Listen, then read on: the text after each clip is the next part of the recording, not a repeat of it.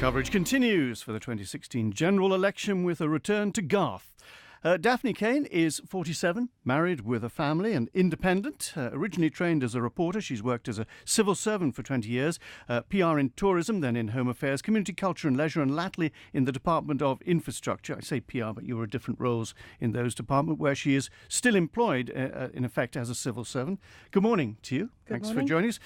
You say you were compelled to put forward your name. What provided this compulsion? Well, I think the Isle of Man's done pretty well for the last several years. I think the government, I'd give them a higher score than Mr Quirk, actually. You don't achieve 26 years of unbroken growth without doing something right. And arguably, the Isle of Man has one of the most diversified economies. But it concerns me that a lot of the top politicians are departing and stepping down. You say the island is teetering on the precipice. That's a cataclysmic phrase, isn't it? Well, there's, as well as the senior politicians departing, we have got two huge icebergs looming ahead, and we've got to make sure the Isle of Man gets it right in the way we deal with them, and that's the huge pension liability on the public sector pension scheme and the negotiations following the UK decision to exit Europe. I couldn't help but notice this. You say decisions taken in the next few months were critical for our future. I wonder if we have the best brains making those decisions. You're one of those best brains, are you? I wouldn't say I'm the best brain. I would say that we need to have representatives who represent the whole of the community. And that means that, yes, you do need your accountants, you need your legal minds. You also need some innovators and some creative thinking if we're going to get this right for the future. Now, Garff is largely a rural area with a smidgen of Onken now thrown into the mix.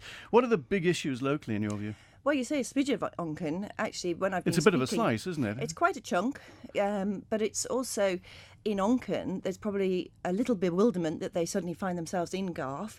And there's anger. There's anger about rates. Have you visited them? Have you seen them? Very few. I haven't got round anything as many as I'd like to, but they are concerned that we have lower rates in Garff. One 85-year-old lady I was speaking to pays more for her water rate than I do for my entire rate. So will you campaign for the Onken members in Garff, or Onken residents, to have their rates lowered to Garff levels? Well, I believe in the whole of rates reform for the island. I believe in an all-island rate. And to go with that, I want to see local authority reform.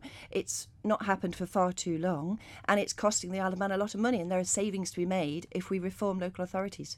Local authorities, Garff, famously has come together. You happy with the way it's working? Very happy. The Garff initiative should show other local authorities what can be achieved. The parishes haven't lost their identity. We are represented by our own members for Macclesfield, for Laxey and Lonnon, and there are savings to be made by those coming together. And if other local authorities can follow, that can only benefit the Isle of Man. Just returning to Onken, though, there's a lot of people live there. Is there danger of the tail wagging the dog, as far as Garff is concerned? That Onken, actually what Onken wants, that bit of Onken in Garff, actually goes for the rest of the constituency?